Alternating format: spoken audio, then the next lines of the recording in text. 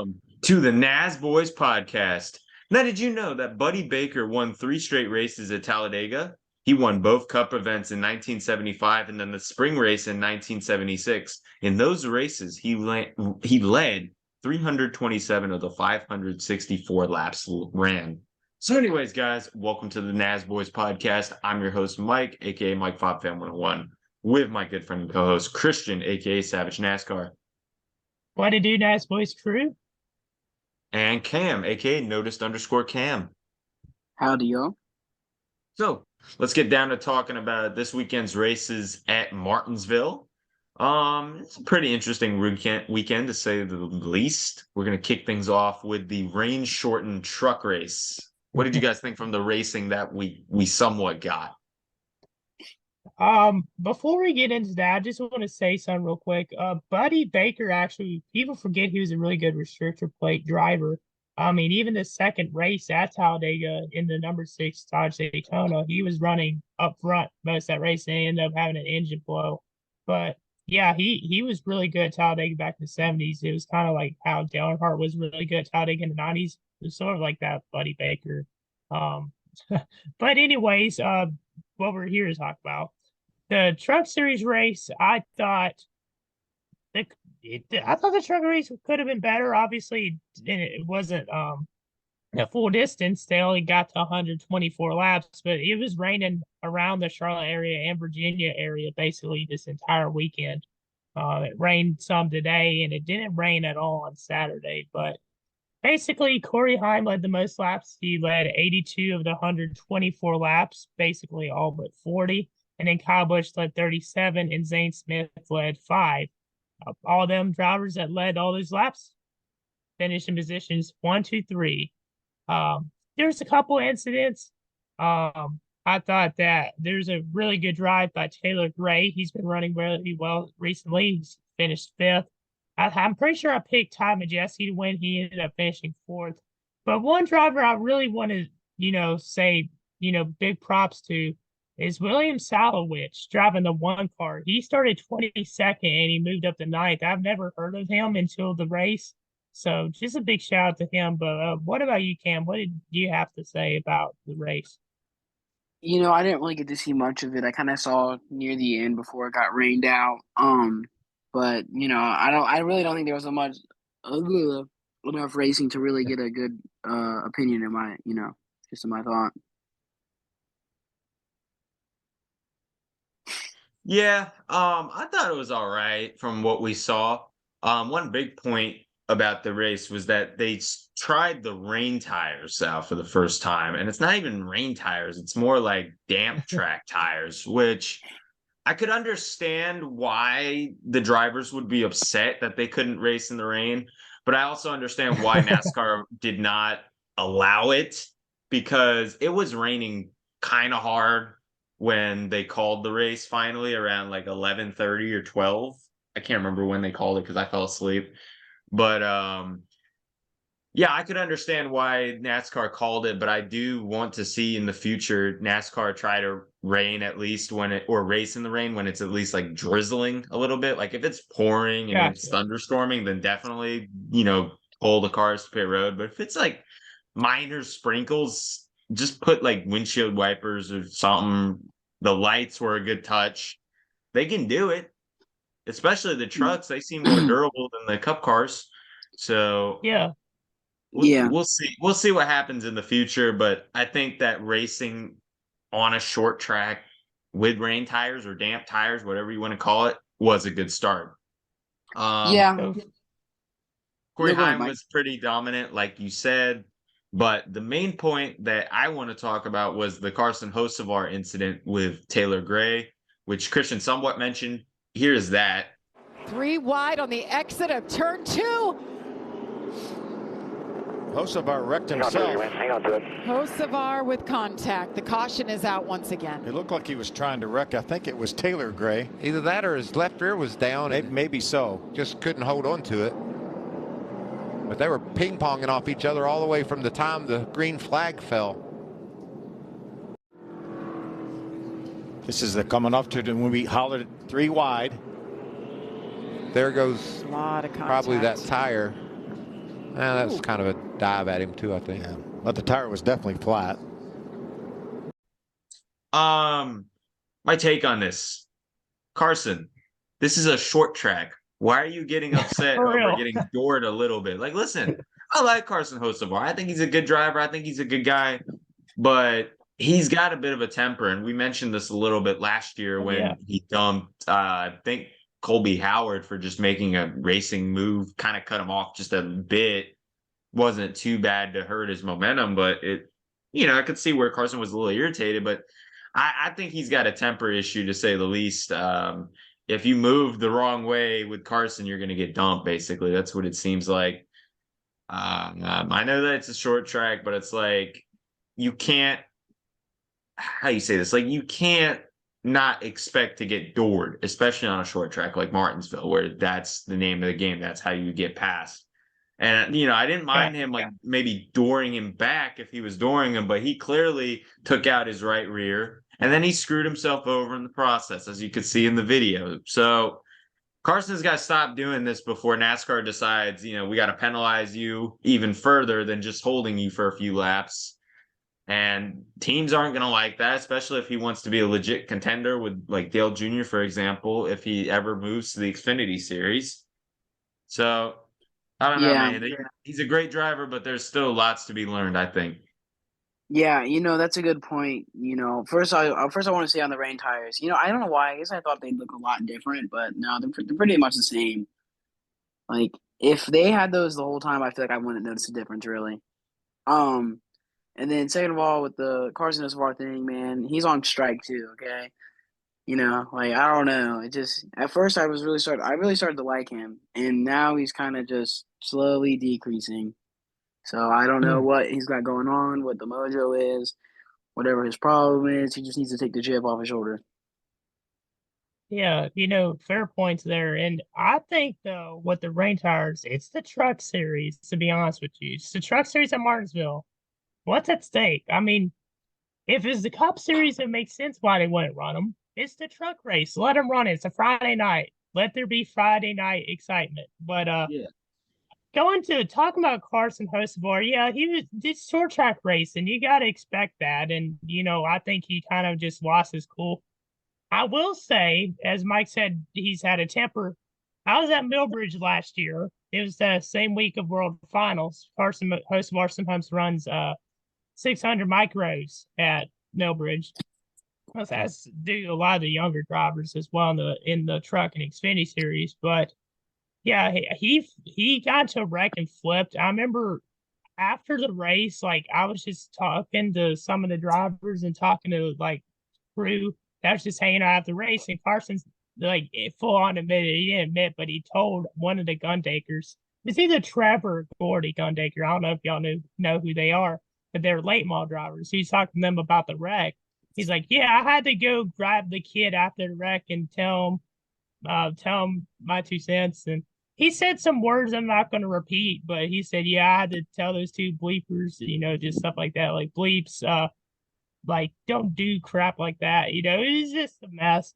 But he was joking about it a little bit afterwards. But I could definitely see Carson has maybe a little bit of a temper. I don't know if it'll affect him in the long run, but when you're definitely going through the ranks, that's definitely something that teams will look at and be like, okay, I don't know if we want to have a driver that rages every week and complains about being race started. So we'll see if that leads to anything. And I also want to say real quick, and then we'll get on to the next thing is, I think another problem that I have recently with Carson too is he's making rookie mistakes. And, usually you make one and you pick it up and then you make two. And so it's like, I'm still giving you credit, but it's like, I feel like after that third one, that's when it's really starting like, come on here. Right. It's his third season in the truck series, and he causes these self spins because he has a flat tire. He's out of gas or something like that. I actually saw an 8-minute compilation of reasons why people don't like Carson Hocevar. Fairly interesting video, and I could agree with a lot of those points. So interesting. Sorry. Go ahead, Christian. I was just gonna say 1 minute, one thing real quick. there's this interesting fact I found on TubbyChristie.com about the truck race. For the second time in the 673 race history of the Craftsman Truck Series, every single truck finished or was scored as running on the lead, not the lead lap, but running at the end of the race. So Yeah, if I'm I could correct, that expect happened that. last year. Was the other one? I'm sorry. Yeah. I was just gonna say I expect that for one. Secondly, I just want to say I still like Carson Hocevar, but I think I'm with Cam. He's got to stop doing these things because it's kind of decreasing my respect for him, if you will. Like I lost a little bit of respect for what he did with Colby Howard, um, and now I lost a little bit of respect for what he did to Taylor Gray because Taylor Gray's a good race car driver and he's been getting pushed around a lot recently. It seems like. So, taking a look at what you guys had to say. 20% said great, 20% said good, 20% said mess okay, and 40% said bad. Wow. Well, I I didn't think mean, it was it that was a bad. bad race. Okay, I didn't think it was that bad. Lemming Tim says, all right. Hocevar wrecking Gray. Florida NASCAR guy says probably an accident. What do you mean, Mike? What do you mean, Gator? Chicken man, chicken underscore man underscore NSCR. Oh god, this guy's a big host of our hater. He says didn't wreck anyone but himself. I mean, fair point. It's I mean, true. is he He wrong? broke the Landon Castle #1 rule in stock car racing. Oh God, Landon Castle, man. Driver of the day, nobody. I'm gonna give it to Corey Heim. Yeah. I mean, let him miss laps. Yeah, you gotta go with him. Yeah, I gave it to Corey Heim easily. Also, one really And cool thing, actually, a couple really cool things that were going on over the last couple weeks. One is that I forgot to mention this on the last episode for Bristol Dirt. Norm Benning was 71 years old, making him the oldest NASCAR driver to finish on the lead lap in a NASCAR race. First of all, I didn't know how wow, old he was. Second of all, yeah, that's a really he's cool old. fact. And second of all, how about Steven Mazzoli, if that's how you pronounce his name? He is a small-time NASCAR driver, his words, truck driver. He raced at Martinsville. Then he drove Yeah. himself back to his apartment. He drove himself to the track, might I add. He raced. And then he got back Hmm. at 3 a.m. to his apartment, and now he went to Outback to Yeah. go serve the day after the race. That's wow, man. It's surprising that I admire that dedication right there. Yeah, me too. And coming from someone that's works multiple jobs, it's pretty inspirational to know what Steven's doing. I'm hoping he gets more rides and more starts. I know that he lived in Charlotte for a little while. And he was able to make the truck start. I know TubbyChristie.com actually interviewed him, if I'm correct, before the race and talked a little bit about him. I'm hoping he gets more recognition and all the best to him. I mean, Well, he ran pretty decently too. he finished Yeah, last, but I'm still impressed with him. Yeah, bad things happen. Yeah. yeah. So, I always think it's very inspiring when I see people like that because it only shows you like a lot of times like those dudes are doing just as much as we are. You know what I mean? Like just because they're in NASCAR, they're still grinding out right. every day, and I also think it just shows the level of respect and determination that these dudes have. Where I'm sure, and like, now he's just the only one getting highlighted here, but I'm sure there's multiple other NASCAR drivers that are either doing this now or have done it in the past, where they work another job Sure. separately besides this one to provide for their I'm sure, family. yeah. So I mean, Kyle Busch said his first job was like what, putting up signs or something like that somewhere around Las Vegas. Denny Huh. Hamlin used to work at Subway before he was discovered by Dale Jr. Joey Logano used to work at an ice hockey rink. Everybody has these small time jobs, even just normal people. So His dad owned the ice skating rink, and yeah, I it's still actually worked it's at still that a ice skating job. rink before. It's still Yeah, it's still a job. It's better than some people his age that I know. So Well, yeah, I that ice skating rink is it's pretty cool. His dad ended up building it, and they've had Olympic practices there. They've had hockey for years. hmm. I even worked there for a little while. Oh damn, I didn't know that. Yeah, for the And Charlotte Rush. Yeah, they have the oh, okay, one I of didn't know the that's stadiums where that they he did it. owns. Got you.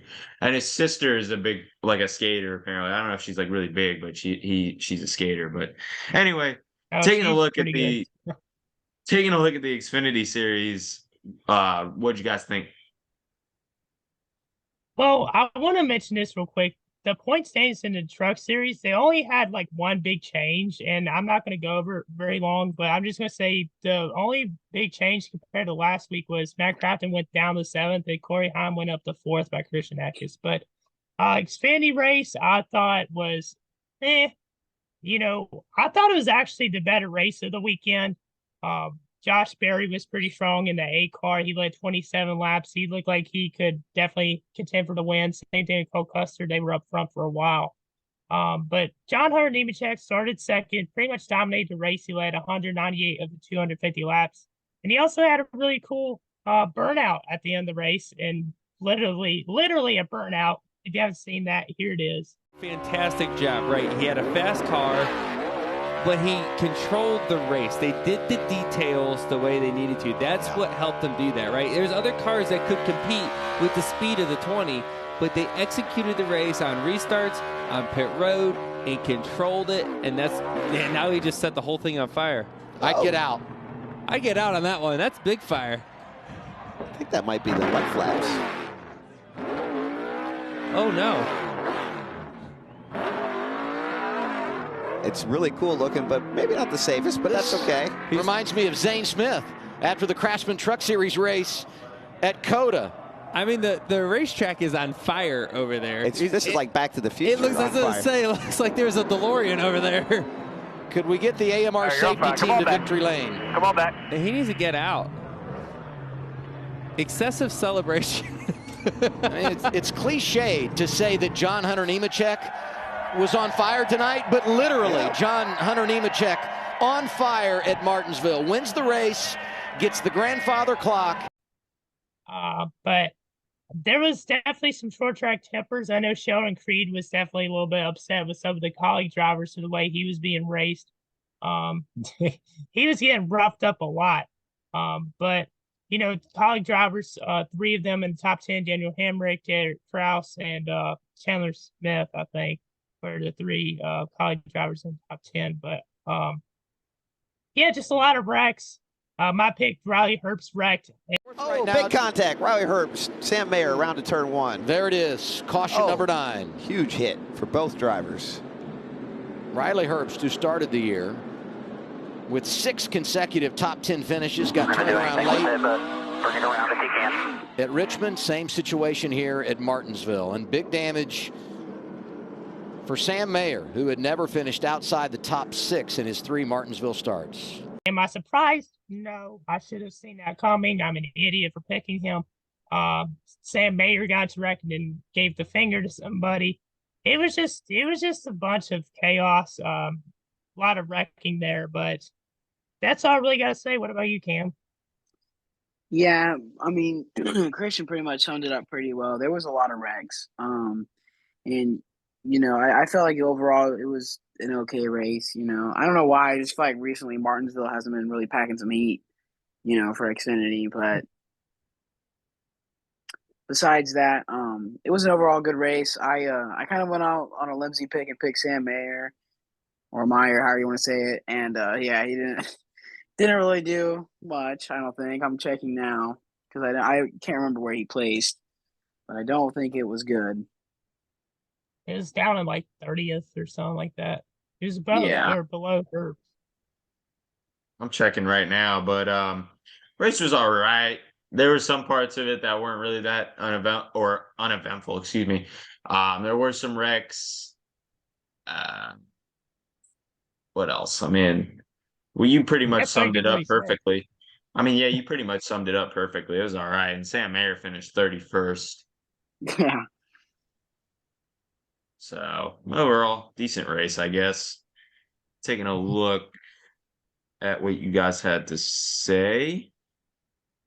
Truex, a lot of people were not happy with Truex with that incident with Mayer. But then again, Mayer kind of complains a lot when he's on the other end of the deal.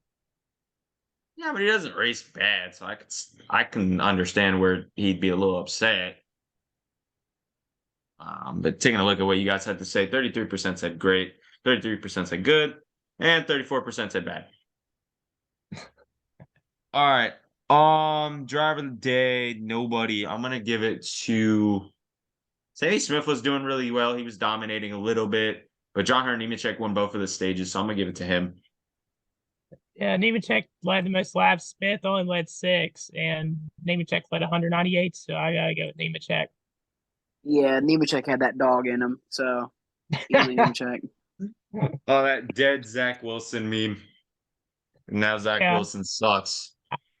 It's his second win of the year, and he actually now he's led the most laps of anybody this season in the Xfinity Series at 340, and he's now in the points lead, but second in the playoff standings because Hill has 3 wins, but in the overall standings he's first. Chandler Smith actually is up in third in the standings, and Sammy Smith moved up to 7th. But other than that, not many changes.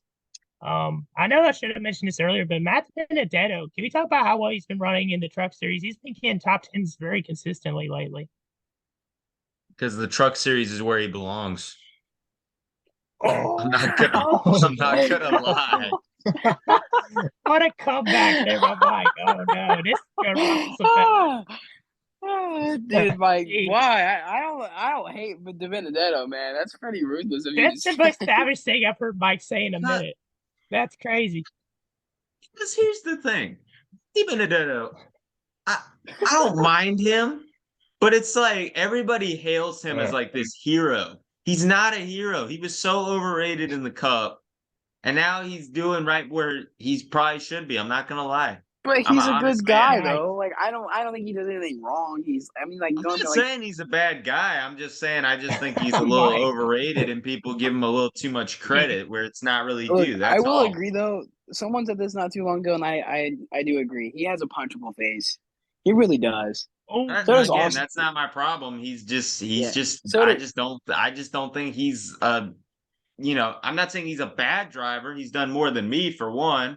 He's done more than a lot of people, but I just thought he was a little overrated, and he got shot up into decent equipment, and he didn't do that much with Wood Brothers.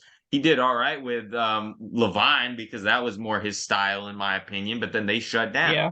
So what else was he really going to do?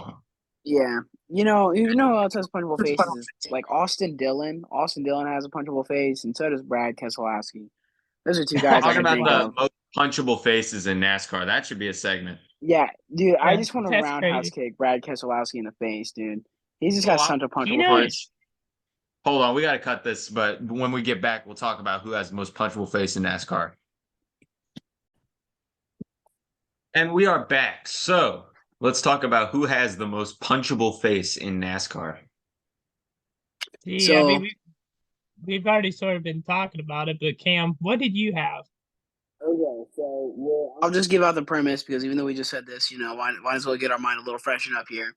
I said Matt DiBenedetto kind of has one. I said Austin Dillon and Brad Keselowski, and I still stand on the fact that I want to roundhouse kick Brad Keselowski in the face. Okay, he's got such a punchable face, man. I can't be rude, but that's if I could reach it with that long neck, man. I don't know. Oh no. Anyways, Austin Dillon, I mean, he always seemed to be a pretty likable guy, not, like personality wise, but not a lot of people like him. Matt DiBenedetto, I met him before, and he's a really nice dude. He's Christian, and, I really like Matt DiBenedetto. But, Keselowski, I could see where you're going there. I know some people are watching this video, like Don Malak is a big Brad Keselowski fan. So he's probably like punching the air right now. But for me, I don't like to say a punchable face just because I just think it's mean. I'm not someone who's like, oh, I want to punch someone in the face, But if there was to be one, for me, it's Ty Gibbs. Okay, but Yeah, hold on, Christian. You're categorizing us as bad people and being mean. We're not. Oh, I'm We're not just saying saying. that. We're just like I would. Now, I'm not saying I'd actually punch this person in the face. I'm just saying in my who head when I has a see their punchable face, face? Yeah, I yeah, just I want know. to punch them in the face. Like I it's know. just like a little like some of those little kids, man. Some of these little kids got really like you just want to like pick them up and kick them without how their face looks. I'm just being honest. I'm just being honest. There's people everywhere Okay. that are like that. I think I have And a little bit Okay. of a punchable face sometimes. All right, my list, I genuinely want to punch in the face. Number Oh, here we one, go. Denny Hamlin. Number Oh. two, Brad Keselowski. And number three, Ty Gibbs. I mean, valid answers, to be honest. Maybe. I just Shut can't up. really say my opinion on that Punch because Ty I don't Gibbs want to in the get in face. trouble. Compared to like Denny Hamlin and Brad Keselowski, I don't want to punch Ty Gibbs as much, but I definitely want to punch Denny Hamlin and Brad Keselowski. I hate them both. Jeez, Well, so for another one that I bring into the conversation would also probably be Noah Gregson. I don't know. Yes. Sometimes the way he is, like not my personality wise, just the way his face is. Sometimes he just looks I like agree. he has a punchable face. What I about completely agree. Cody Ware or Riley Herbst? Oh, I want to punch Cody Ware in the face too. Yeah, Fire. Cody Ware. Riley Herbst not as much. Riley Herbst I'm okay with. According to Hannah Newhouse, Riley Herbst is a D-bag. Oh, I remember seeing that video. That was like years ago. That's a funny clip, though. Yeah, it's a funny video. I think I saw it was like when racing announcers Ooh. get mad series. Ooh. There's like 3 or 4 parts, and that was in it.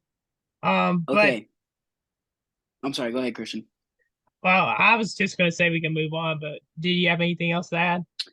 Tony Stewart. Tony Stewart has such a punchable face, in my opinion. I'm sorry. He does, but I love Tony Stewart, though. I love Tony, but he has a punchable face. He does that's all. have a Okay, punchable but face. we're good.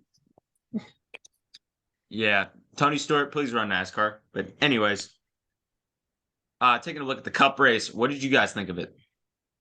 I was disappointed that it was 400 laps because usually Martinsville is 500, and when they went to 400, I was like, come on, it's going to go by too quick, and it did go by really fast. To be fair, I mean, it was. Was I surprised by how boring it was? No. I mean, Martinsville's it's really become one of the worst tracks on the schedule. It used to be good. It's just gone now. I mean, it's not that fun. I mean, track position obviously really matters. Tires matter some, but not as much as it did before. Nowadays, if you're going to go into the lead, you just have to really like force someone out of the way to get the lead. You can't like get a run on anybody. We sort of saw that towards the end with Larson with his move on Logano. Larson seemed to have the faster car, more tires. But he had to move Logano up the track to take the lead. But out of business. Crew Chief Harry Hyde said the car's ready for Martinsville. The boys want to go. We don't want to close up shop. There he is. We want to come here. And they won that race with Jeff Bodine in car number 5, which launched Hendrick Motorsports on its eventual run to be the most successful team in NASCAR. So here is car number 5, Kyle Larson, taking the lead. Wow. Just did not see this out of the 5 car. He was solid all day long, but man, they capitalized on that off-sequence pit stop. Here he is, racing for the lead. 30 laps to go. He's been able to outbrake Joey going in, but can't quite get the pass. I mean, Joey's able to hold on the outside, just like he just keeps pulling back up to him. Can't make it clear, and he's got to clear him. Well, he moved him up the last corner. There he's moving him up again. He's going to get it cleared up off the corner. Now you got to run and hide. After getting underneath them, but what would I give this race a rating? Probably a 3. I mean, just to be honest, Ryan Preece was on the pole. I thought he was going to do better than he did. He did win. I don't know if he won the first stage or not. I know Harvick won a stage, but Preece did lead 135 laps, ran in 15th. He just had. I don't know what happened to him towards the end of that race. Same thing as far as I had him on my fantasy team. He was doing well. He dropped to 17. Same thing with Harvick. He led 20 laps. He fell all the way to 20th. And my pick, Kyle Busch, finished a whopping 21st. So, a lot of guys towards the end, obviously down tires, they lost a lot of positions. Um, it just wasn't that great of a race. The only car at DNF actually was JJ Yelly, and he had a wreck. But I just don't like Martinsville anymore. I'm just gonna be frank. I don't like the racing there anymore, and other than the Xfinity Series, everything else there could just go. I mean Richmond, there's a fair point for that, but it's just not that fun anymore. Watching the Cup Series at Martinsville. But real quick shout out to Ricky Stenhouse Jr. staying consistent for once. You know he's been getting a lot of top tens lately. He finished 8th. Brian Blaney, he started 31st, finished 7th. And how about Shearhouse Racing this weekend? Eric Amarola finished 6th, and Chase Briscoe, who led 109 laps, finished 5th. So big props to them. I know Harvick won his first stage since 2020 at Dover, so that was pretty cool. But what about y'all? Man, you know what? You don't want to give Joey Logano credit so bad. The guy I was went going to from mention him. Hold on. I was going to mention him a little bit. Okay, thank you. Okay, here's Mike trying to act like I hate on Logano every race. Here we go. Both of you are muted. Go ahead, Cam. Go ahead. Okay, here we go. I didn't realize I was muted this whole time. I was gonna say my piece and all that. It's okay though. So for me, it's sad to say, but Christian has a point. Martinsville just doesn't keep up with its legacy that it used to run, and I don't know what really the problem is. It just kind of seems sluggish. Like that's the best way to describe it. Like it just kind of seems sluggish, and it's like I don't know if like people out there ever watch like NASCAR stop motion diecast, but sometimes like when it's like a really bad one, they're kind of like it's very slow and just long and boring, and you're like, what is this? And it's like janky. Like you can see the picture move. It's not really like and it's not really they're stop making motion. the car move. It's more so the picture is moved. Like the picture is just switching on the screen at a really fast rate. Yeah, and because it doesn't really look good and it's long, it takes a while before something cool and interesting happens. And I feel like that's how Martinsville has gotten. And it's really sad to say, but like the past couple of years, Martinsville has not been the best. And that's just my opinion. I will say congrats to Larson. I saw he got the win. My pick, Christopher Bell, he ended up getting 16th, so just right before the top 15. Stenhouse is doing his thing out there. See, Bubba Wallace also got up there in the top 10. Yeah. Besides that, everybody else, Logano getting second, that's good to see. I think he's had a pretty good year this year. That's unbiased. That's fully unbiased. I don't want anybody coming at my neck. But yeah, overall, I thought it was it was an okay race. Not too much to say about it. How about you, Mike? Yeah, I mean, I think I agree with all your points, and it's really disappointing because Martinsville is one of my favorite tracks on the schedule. I would say it still is. It's top 3 on my schedule. I think Talladega for one, Bristol, and then probably a tie between Daytona and Martinsville. I haven't really decided, but with the Gen 7 car, as much as I like the car, the racing has just been subpar there. And it seems like the Xfinity and trucks has been a little worse too. I don't know what it is with Martinsville, but it's good around playoff time, but like the spring race has not been the best over the last couple of years. And I hope that we can fix that trend over the next few years. But race didn't seem too bad. I watched a little bit of it. We saw Ryan Preece really dominated. That really impressed me, like what Christian said. I think Kevin Harvick did decent. Larson had a pretty good race as per usual, coming up to the front and closing the deal. But I said it earlier because I am biased, but to be fair, I would do this for any other driver. Joey Logano, man, he had a problem with his something was wrong with the water tank in the car. There was a leak, so they got it fixed, and he had to go to 36th. And then he got put a lap down around, like, I want to say lap 10, lap 20, maybe. Let's just say. Yeah, it was early. And then, and then he got his lap back, lost it again, but then managed to come back all the way to second. Mm-hmm. Listen, I was listening to the race on my phone at work because I do that. I get paid to exercise and listen to NASCAR. That's a flex right there. But in all seriousness, my phone died and I was like, man, Joey's gonna suck this whole race. I come home, I turned the race on. Joey was leading. I was so proud of him. That was one of the best drives that I've ever heard from Joey Logano, and I'm definitely impressed with how he was today, and I'm glad I root for him. Valid. That's a valid point, and he's definitely a contender for driver today, considering all that he went through. Same thing with Truex Jr. Truex Jr. was in like 35th or so with like 150 laps to go and he ended up finishing in the top 5. So that was another big one. But one thing that Mike mentioned, some of our favorite tracks we go on the look forward to the schedule. I think that's something we can talk about, like what's some of our tracks that we look forward to most. But what do the people have to say about the Cup race? Well, I got another topic idea that we could talk about maybe this episode or the next episode. Who are the 3 best current drivers at the very moment? Hey, every series? No, just the Cup. No. Oh, well, the Cup one's kind of easy to kind of mention. We'll just say it next episode. Logano's top 3, obviously. We know that. We know that. Defending champion.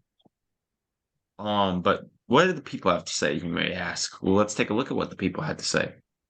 0% said great, 40% said good, and 60% said mess. That's okay. Nobody said bad.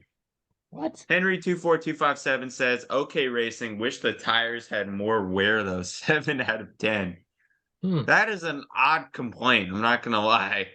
Well, I mean, it sort of makes sense, but at the same time, for you to say that and say 7 out of 10, Henry, I expect lower than that. Come on now. That was not a 7 out of 10. That was like a 3 at best. Yeah, Henry's being nice. Dang. Yeah, I don't know what's going on here. But I will say it's pretty funny to see, like, the race was so boring that in a couple of group chats, I saw, like, people just, like, Gator was obviously trying to get into Henry's head a little bit. I thought that was kind of funny. He always is, and so do I.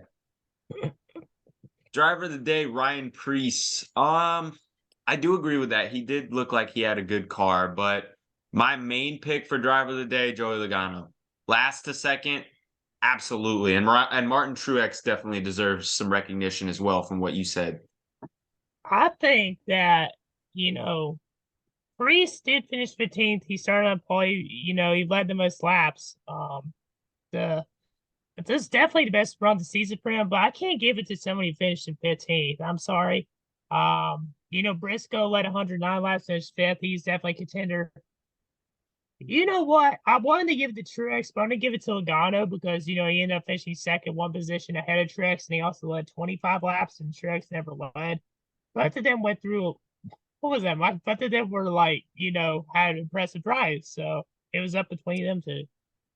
Yeah, I'm gonna give it to Logano, but someone else that I'd also mention would be Chase Briscoe. He led 109, so yeah, he was pretty dominant, and he ended at 5th, so he would definitely be someone that if it wasn't for Logano being pretty good today, I'd give it to Briscoe. And how could we forget to mention this? Chase Elliott coming back from injury. He ended up finishing, I think, 11th. So that's pretty impressive. 10th. Oh, thank you. But yeah, I was a little skeptical of Chase Elliott coming back at Martinsville, considering how tough of a track it is to drive. And then Talladega is next week where, I mean, if he gets in a wreck and it hits where that leg is, I don't know how I feel about that. I think that they should get a relief driver for Talladega, but cool to see Chase Elliott come back. I was really thinking that we maybe would avoid talking about this because I think the reason why we didn't think about talking about Elliott is because we hear it and it's shoved down our throats every single week by NASCAR media. So that's the reason why we probably didn't mention it or think about it, is because we already heard it so much. Well, if we want to be considered somewhat NASCAR media, we got to talk about it. True. Yeah. Although I will say I am tired of NASCAR force feeding us what they think is the top drivers or what has the biggest fan base. Why can't you show us some of the underrated drivers and what they go through? Or heck, I mean, I don't know. I mean, there's some people here that I feel like don't get a lot of credit that maybe should. Yeah. So, I mean, I don't know. I think there's a lot of people here that don't get enough love that should. I Like agree. Blaney, Almirola, even though I'm not a big fan of him. Austin Dillon, listen, he's doing fine. He's got a TV show, so he's all right. Does he still have Stenhouse, that? I have no clue. I'm I gonna don't look watch that that up crap. while you're You talking. kidding me? Hold I up. don't watch that crap. Oh, Daniel Suarez. Like, you know what? That's what they should start doing. NASCAR needs to do something where like they give like background about drivers every week, and they do like a My Story or something like that. And you can hear about these people and what they're coming up. Like they don't do what we want. Like, I'm sorry. It's fine. You know what? Don't listen to the rules or what we think should happen in the rule changes and how NASCAR should handle that. Fine, whatever. But give us some more story about these drivers, so it's not just like we have to go find it on our own, or they just give us one little things. Like I want to hear about Daniel Suarez and how he came up to be a NASCAR driver and what inspired him to like NASCAR and what's this and what's that. I They want to talk hear that. about it a little bit, I think. Well, yeah, but okay, Michael. Okay, fine. Someone else. Like there's just a bunch of people I feel like that. I just want to hear their story, and I feel like just NASCAR doesn't do any of that. It's really Yeah, annoying. I agree with it. I mean, they try. Go ahead. You brought up a good point with like drivers and getting to know your drivers. They had a thing in NASCAR Illustrated back in the day. I used to like have every single magazine for a while, for many years. But they always did it every single week. They did a driver stories where they asked drivers like not even really everything question wise about NASCAR. It's about like personal life stuff too. And Yeah. it was really interesting. I just wish they would do that on like social media or at least for something. So it'd be kind of interesting, like fun little segment. Yeah, and I remember when TNT and ESPN used to broadcast like 10 years ago, and they had like segments of the drivers like inside their life or whatever. Like they show kind of how they get to the racetrack and then what they do a little bit after the race and throughout the week. That was cool. But nowadays it's like, and I got to call Fox out for this. And I was even watching a video of this actually a couple weeks ago. Fox just cares more about doing these like stupid skits with Jamie Little and Michael Waltrip than trying to increase the quality of the broadcast and trying to get to know the drivers a little better. Like I saw in the truck race, they did something kind of cool with Rajat Karuf. They took him to Victory Junction and he was like looking around the cars exhibit. That was cool. But otherwise, it's all this like goofy crap. They find like a quirk that a driver has and they harp on it throughout the whole season and they make Michael Waltrip harp on it.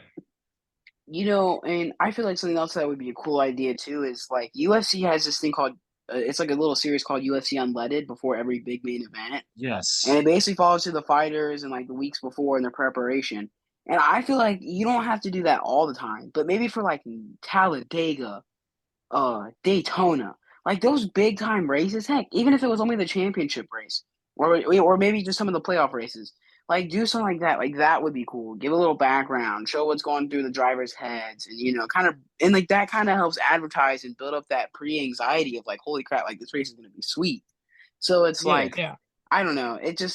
I feel like NASCAR doesn't really have they don't have the right advertisements and the exact same pump ups as they used to for like races, I don't know. That documentary that they did, Race for the Championship, that did a good job of sweet. That was sweet. Right. That did a good job of what your point was. I felt like that was more of an embedded series, but I think that they need more of that. They can't just be running only on the skits. It's stupid. They got to do something more to show these drivers' lives. That's why F1 is popular. They have that Drive to Survive thing. And even though I didn't watch it, I heard it was really well done and it showed why people like F1. NASCAR needs a little more something like that. They had a good attempt at it, but they got to keep it going and keep it consistent. Yeah. Oh, and by the way, thank you, Mike. It's embedded, not unleaded. I don't know what I was thinking. It's okay. Not worries. I noticed it, but it wasn't that big of a deal. But yeah. So, we did our driver of the days. How about meme of the week? There wasn't that we many didn't do it last actually. week. Yeah, there just hasn't been that much meme content. I'm just keeping it real. But for me, I have my meme of the week is by Racing Memes IG, and they've been really consistent lately with their uploads. But this one is about the truck series. It's obviously Gru from the Minions, talking about the truck series. Oh, we choose our lanes better to choose your own. We go racing. We crash every 10 laps. We crash every 10 laps. That That's was a pretty really funny. good one. That's really like the only good one. I did see this weird YouTube video that was recommended to me. And the account is by Cody Ware's Mugshot. That's literally what the account is called. Nice. And it's of Joey Gase like on top of like Alex Bowman, just cars sliding across the track upside down. It's really weird.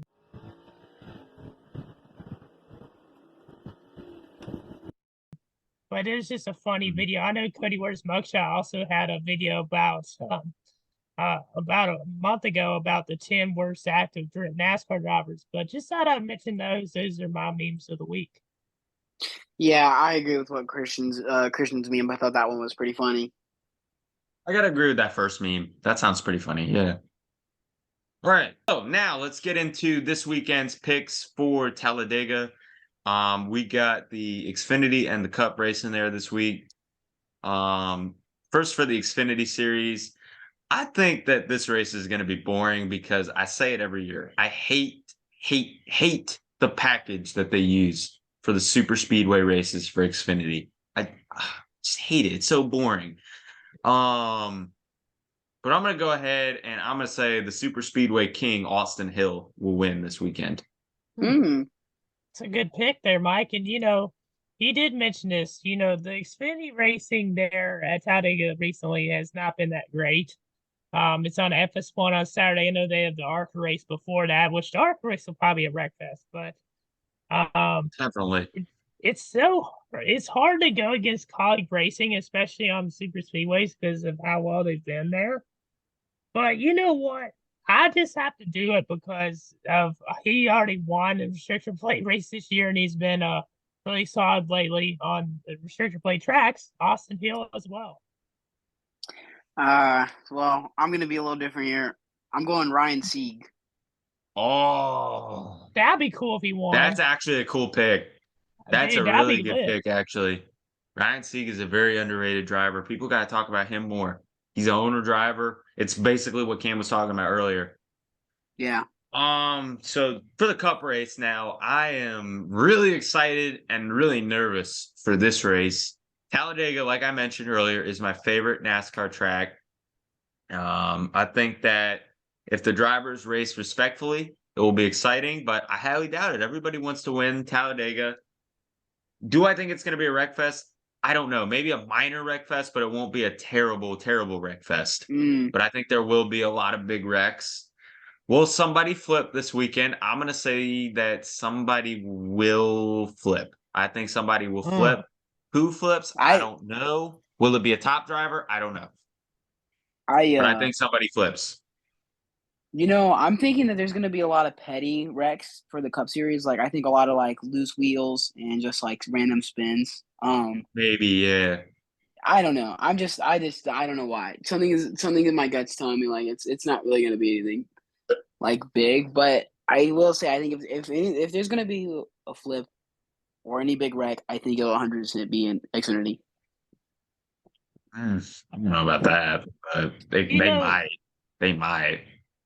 They've been a lot of the flips in the Cup Series at Talladega recently. All the big wrecks have been happening in Turn 3. So I could definitely see a big wreck happening on the backstretch going to Turn 3. I don't think there's going to be, like, multiple to where they have to go to overtime. But I could just see there being a wreck towards the end. Maybe forcing overtime, maybe not. But Dave, of the last couple of super speedway races we've seen over aggressive driving. We've seen people just ram other drivers in the middle of the corners, and that's what's really caused a lot of those wrecks. Is just unnecessary pushing in the corners. And yeah. What? I said Chastain like twice. Yeah, I know. It's just he always gets the narrative that he causes the wrecks. He doesn't cause them on super speedways. He causes them on the short tracks and the intermediates. He does push unnecessary in the corners. Can we talk about how unnecessary, like, pushing Keselowski and Logano's done on restrictor plates? Keselowski can't push. Logano is a decent pusher, but Keselowski sucks.